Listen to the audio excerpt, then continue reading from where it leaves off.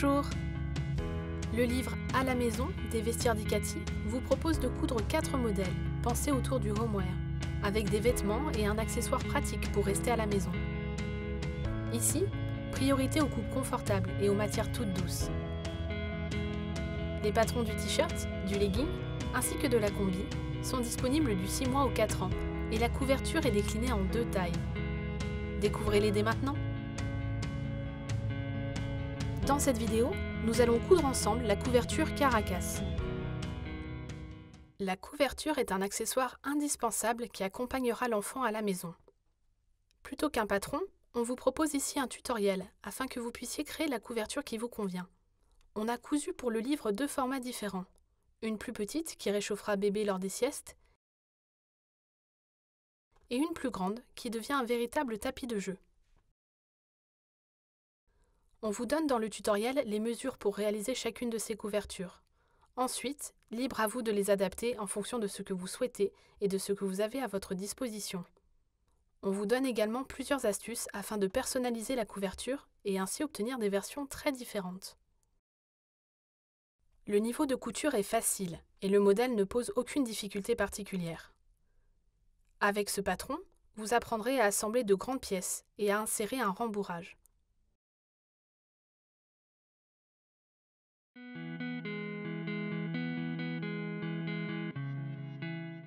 Cette couverture peut être déclinée à l'infini en fonction des tissus que vous allez choisir pour la réaliser. On privilégie des matières douces et moelleuses. On peut donc partir sur de la maille avec du sweat, du French terry, de l'interlock, de la maille velours, de la maille côtelée ou encore du matelassé. On pourrait aussi utiliser du jersey, mais en gardant à l'esprit que c'est une matière assez fine.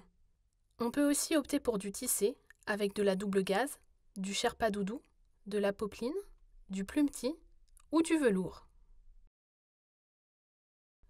Il vous faudra ensuite un rembourrage pour la couverture. On a testé dans un premier temps la ouatine. On vous montre ici comment cela se présente. Il en existe de plein d'épaisseurs différentes. Plus elle est importante, plus la couverture sera moelleuse et volumineuse. Si vous n'avez pas trouvé l'épaisseur qui vous convient, vous pouvez toujours utiliser plusieurs épaisseurs de ouatine bâties ensemble. Il faut savoir qu'à l'usage, la ouatine a tendance à se tasser légèrement et que le volume final est souvent plus fin que celui que l'on voit sur la ouatine. On a également testé le rembourrage avec une couette, ce qui donne un toucher encore différent. On a utilisé pour cela une couette Ikea en taille bébé, ce qui nous permet de ne pas avoir un trop grand format. Pour la décoration, il vous faudra également en option 4 pompons, ronds ou glands.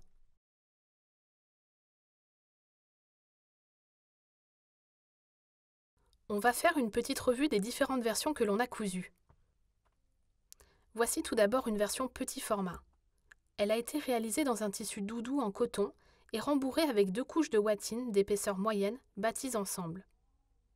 La ouatine a été sécurisée aux 4 angles par des points à la main afin qu'elle reste bien en place.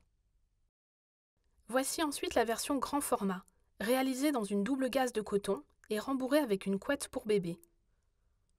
Les 2 épaisseurs de double gaze, ainsi que la couette, ont été surpiquées ensemble à 5 cm du bord, afin que tout reste bien en place. Les angles ont été arrondis en suivant la forme de la couette bébé. Enfin, pour cette vidéo, nous avons cousu une couverture aux dimensions réduites. Il s'agit de la version petit format, dont les proportions ont été réduites de moitié. C'est une taille idéale pour les poupons.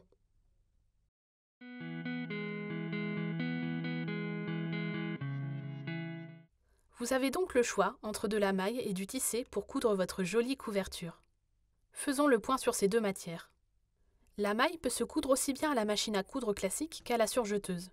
La seule chose importante est qu'il faut avoir des coutures extensibles. Je vais commencer par vous détailler toutes les astuces pour coudre de la maille à la machine à coudre classique. Avant tout, il vous faudra des aiguilles pour machine jersey ou stretch. Elles ont un bout légèrement arrondi qui glisse entre les mailles, plutôt que le bout pointu des aiguilles classiques qui risquerait de créer des trous. Vous avez ensuite 2 possibilités de points. Tout d'abord, le point stretch, qui est en forme d'éclair. Je vous mets une image ici. Toutes les machines ne l'ont pas, mais si vous l'avez, c'est la solution la plus simple. Il donne l'illusion d'un point droit, mais permet de garder l'extensibilité de la couture. Utilisez un fil en polyester classique en bobine et canette. Je trouve simplement deux petits inconvénients à ce point. Il est un peu long à exécuter sur la machine à coudre car l'aiguille va d'avant en arrière. Et deuxième petit inconvénient, il est plutôt long à découdre. Si vous n'avez pas de point stretch sur votre machine à coudre, alors vous pouvez utiliser le point droit, mais impérativement avec du fil mousse en canette. Le fil mousse est en polyester à multifibres, avec un aspect mousseux et gonflant. Il est doux et extensible et sert à donner de l'élasticité à votre couture. Même si elle n'est pas indispensable, la surjeteuse est idéale pour coudre du jersey, car elle pique, coupe les lisières et les surfile en une seule opération. La couture est également bien extensible, car elle s'adapte à la matière. On peut utiliser du fil classique en polyester pour les boucleurs et aiguilles. Ou si vous avez du fil mousse, vous pouvez en mettre pour les boucleurs supérieurs et inférieurs. Concernant le tissé, vous pouvez assembler à la machine à coudre classique avec un fil en polyester et au point droit.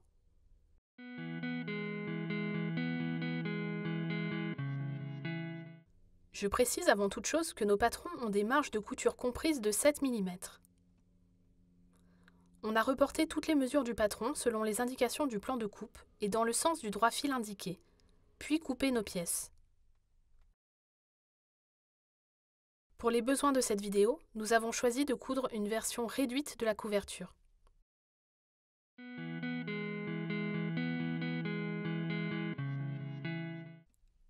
On place endroit contre endroit les deux rectangles en tissu. Et on pique à 7 mm les quatre côtés, en laissant une ouverture de plusieurs centimètres sur un petit côté pour pouvoir y passer le rembourrage.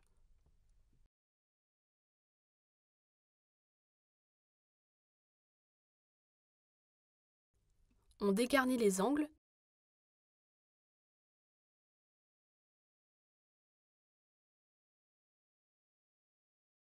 et on retourne la couverture sur l'endroit par l'ouverture.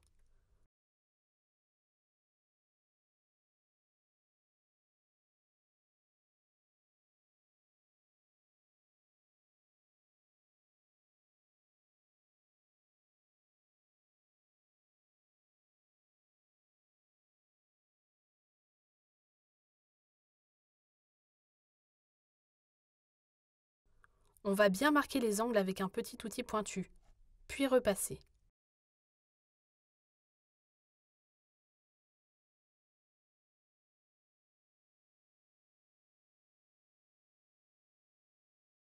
On va en profiter pour repasser des rentrées de 7 mm au niveau de l'ouverture, pour faciliter la couture invisible qui viendra ensuite.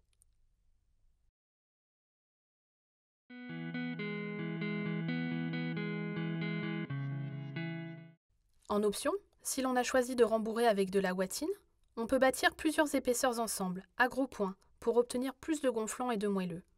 C'est ce que nous avons choisi de faire ici.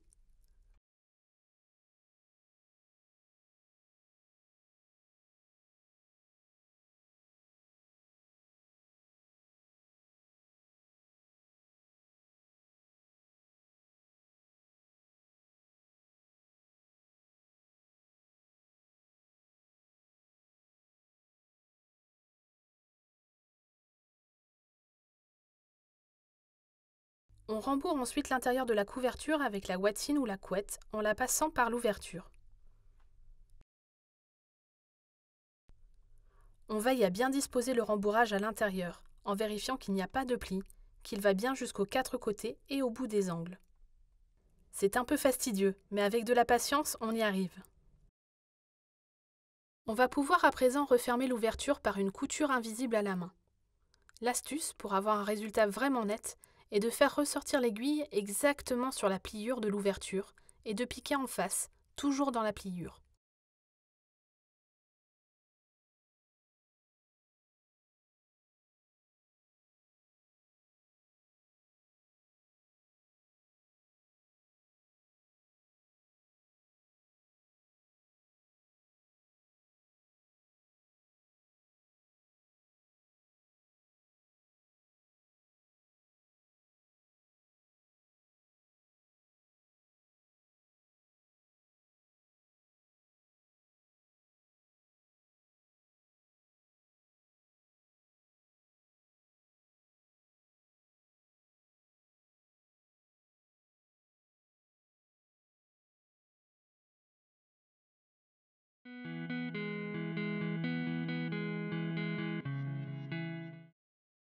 Si l'on ne surpique pas, il faut sécuriser le rembourrage par quelques points à la main sur chaque extrémité.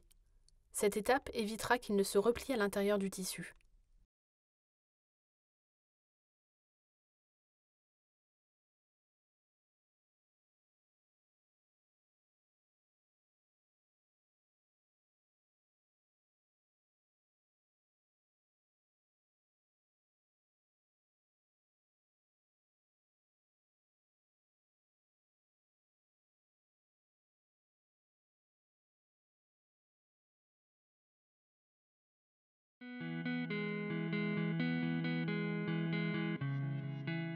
En option, on peut réaliser une surpiqûre tout autour de la couverture en prenant bien les 3 épaisseurs, les 2 tissus et le rembourrage au milieu. Voici le résultat obtenu.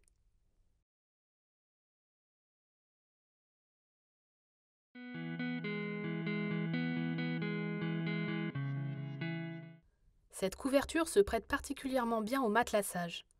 En ligne, en losange ou autre, vous pouvez ainsi réaliser un matelassage qui sera à la fois utile et esthétique.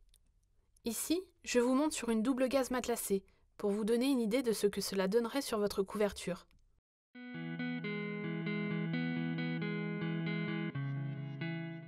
Enfin, on peut coudre des pompons ronds ou glands aux 4 coins de la couverture. Attention dans ce cas à bien les sécuriser pour éviter qu'ils ne s'arrachent. Voici comment je réalise des pompons glands.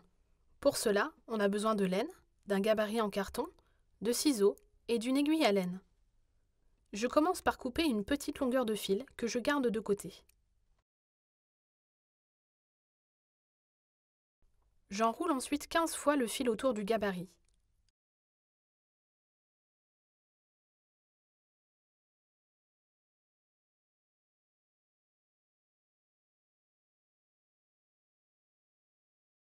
J'enlève délicatement le carton et je passe rapidement le petit bout de fil dans l'anneau formé par la laine. Je fais un nœud.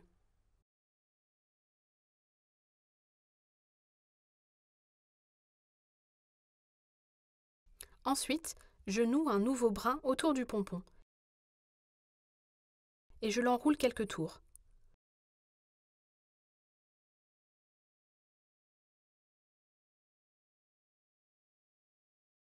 On peut ensuite cacher les fils dans le pompon.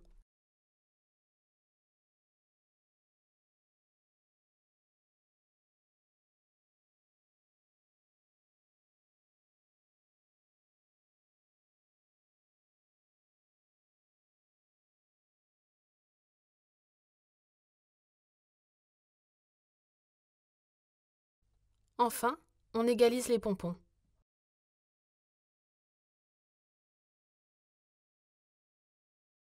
C'est prêt!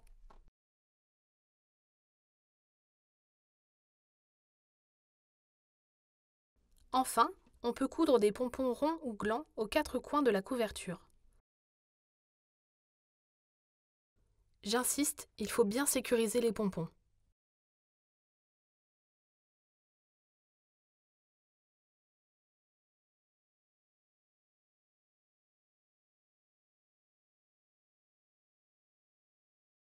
Et voilà, votre couverture Caracasse est terminée. On espère que cette vidéo vous a plu. À très bientôt chez Ikati.